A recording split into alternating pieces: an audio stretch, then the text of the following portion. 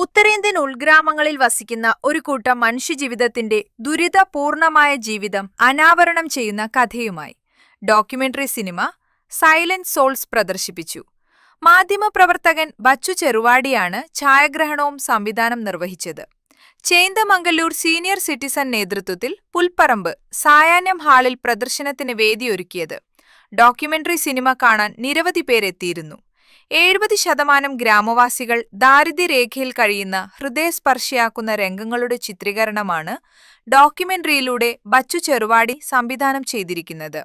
ആസം, ജാർഖണ്ഡ്, ബിഹാർ തുടങ്ങി സംസ്ഥാനങ്ങളിലൂടെ യാത്ര ചെയ്ത് നേരിൽ കണ്ടും അനുഭവിച്ചുമാണ് ഡോക്യുമെന്ററി സിനിമ തയ്യാറാക്കിയത്. സ്വന്തമായി ഭൂമിയില്ലാതെ പുറമ്പോക്കു സ്ഥലങ്ങളിൽ തലചായ്ക്കാൻ കുടിൽ കെട്ടുന്നു. ഒടുവിൽ പോലീസ് പൊളിച്ചുമാറ്റുന്നു. കൊടും തണുപ്പും ചൂടും സഹിച്ച് കഷ്ടപ്പാടിന്റെ കയത്തിൽ നിന്നും കരകാണാതെ നട്ടം തിരിയുന്ന ഒത്തിരി കുടുംബങ്ങളുടെ സങ്കടകഥകളാണ് സൈലന്റ് സോൾസ് ഡോക്യുമെന്ററി സിനിമ വരച്ചു കാട്ടുന്നത്. അക്ഷരാർത്ഥത്തിൽ അതിഥി തൊഴിലാളികളുടെ ജീവിത യാഥാർത്ഥ്യത്തിലേക്ക് ഡോക്യുമെന്ററി കാണുമ്പോൾ നമ്മിൽ അവബോധവും സിനിമ സമ്മാനിക്കുന്നുണ്ട്.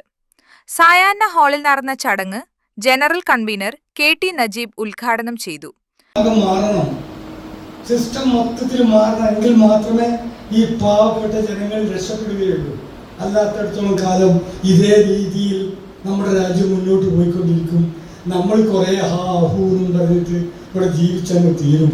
അപ്പോൾ സീനിയർ സിറ്റിസൺസ് ഇത്തരം പരിപാടികൾ ഇവിടെ നേരത്തെ അനീതിയൊക്കെ പറഞ്ഞാൽ പലതും സംഘടിപ്പിക്കുവാനും കണ്ടവരെ കാണാനും കേട്ടവരെ കേൾക്കാനും എങ്കിലും നമുക്ക് കഴിയണം. അതിനുള്ള അവസരങ്ങൾ ഇനിയും ഉണ്ടാവും എന്ന് മാത്രം പറഞ്ഞുകൊണ്ട് senior citizen unit president BP Hameed അധ്യക്ഷത വഹിച്ചു.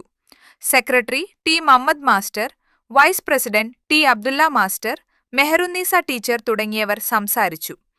AM Mammootty, AP Mustafa Kamal, KP Velayudhan, P Jayaseelan എന്നിവർ നേതൃത്വം നൽകി. ബച്ചു ചെറുവാടി ഡോക്യുമെന്ററിയുടെ നിർമ്മാണ പശ്ചാത്തലം സദസ്സിനോട് പങ്കിട്ടു.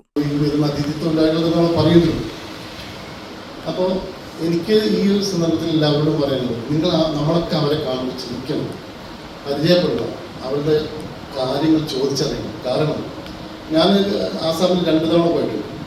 പിന്നെ ബംഗാളിലും ജാർഖണ്ഡിലൊക്കെ പോകുമ്പോൾ തന്നെ പോകുന്ന സമയത്ത് അതിലൊക്കെ ഈ തൊഴിലാളികളുണ്ടാവും, പയ്യന്മാർ. നമ്മളിവിടെ കാണുന്ന ആ രീതിയിലല്ല അവർ ട്രെയിനിൽ വരുമ്പോൾ. നല്ല ജീൻസൊക്കെ ഇട്ട്, നല്ല ടീഷർട്ടൊക്കെ ഇട്ട്, നല്ല ഒരു ലെവലിലാണ് നമ്മളെ കുട്ടികളൊക്കെ വരുന്ന രീതിയിലാണ് അവർ കാണുന്നത്. അപ്പോൾ ഞാൻ അവിടെ ഇങ്ങനെ സംസാരിക്കും, അവരുടെ കുടുംബത്തെ കാര്യങ്ങളൊക്കെ സംസാരിക്കും. ഒരു സന്തോഷമാണ്. അവർക്ക് ജീവിക്കാൻ എങ്ങനെയെങ്കിലും അവരുടെ ജീവിതം സുരക്ഷിതമാക്കണമെന്ന് മാത്രമേ ആഗ്രഹമുള്ളൂ. നമ്മളെപ്പോലുള്ള ഓരോ ആഗ്രഹങ്ങളും അവർക്ക്. അപ്പോൾ ഇവിടെ വന്ന മനുഷ്യരോട്, നമ്മളെ കാണുന്ന ഈ കുട്ടികളോട് നമുക്ക് ജീവിക്കണം, അവരോട് സ്നേഹം പ്രകടിപ്പിക്കണം. അത് നമ്മൾ തീർച്ചയായും ചെയ്യേണ്ട ഒരു കാര്യമാണ് എന്നാണ് ഒരു കാര്യം പറയുന്നത്. Unnichekku, today news, Mukkam.